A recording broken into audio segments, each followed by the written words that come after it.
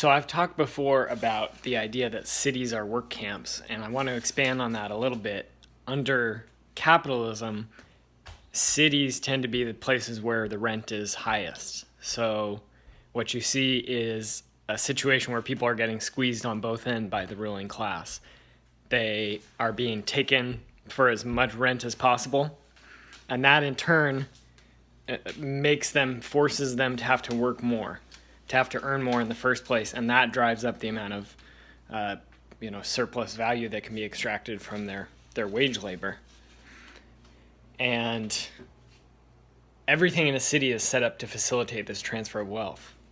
Now, that's a capitalist analysis, or a Marxist analysis of capitalism, cities under capitalism. But I think we can go even deeper, because there are fundamental ecological problems that go much deeper than capitalism itself. If you study anthropology, if you study archaeology, if you study history, it becomes apparent very rapidly that no city on the planet is sustainable. No city on the planet is sustainable. No city is able to exist without destroying the land around it. And today, with globalization, those supply networks for cities are massive. So some of you may have heard me mention the term contado before.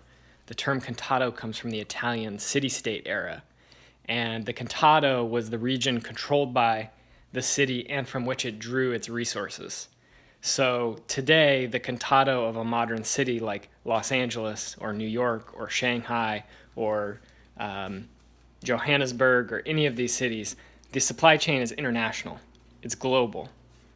The port of Seattle-Tacoma, where I grew up, brings in millions of tons of timber, food, grain, raw materials of all kinds of different sorts.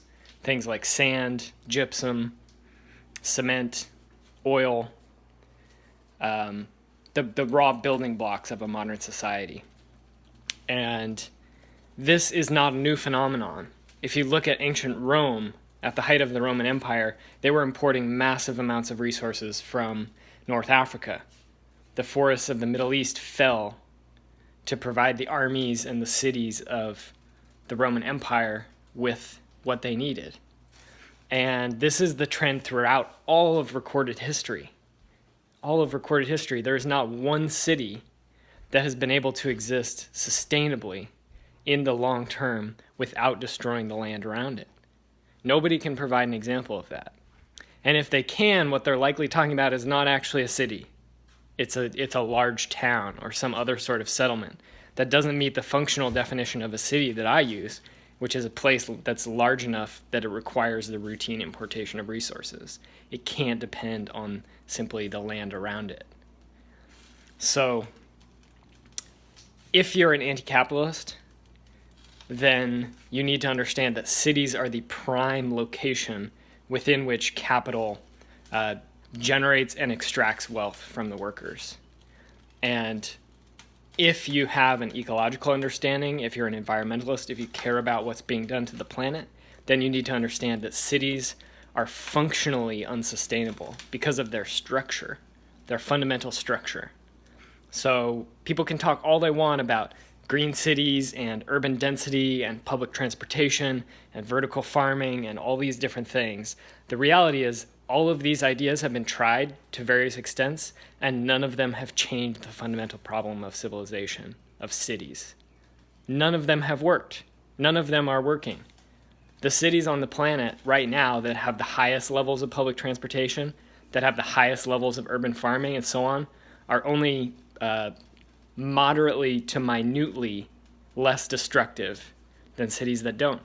In many cases, there's no correlation whatsoever between things like how many people bicycle and walk to work and the overall energy consumption of the city.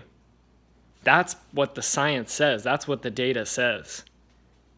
So this isn't just me saying that I don't like cities, therefore they're bad, although I don't like them. They're not good places. They don't feed our souls. They don't feed our hearts. They don't allow us to get any connection to the natural world. They separate us from each other.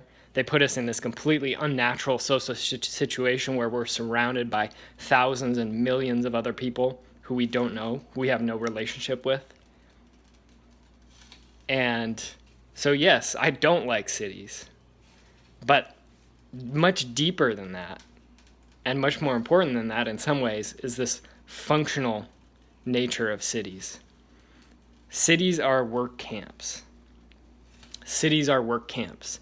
They are not places that exist to serve you. They are not places that exist to serve your family or your community. They are places that exist to serve empire.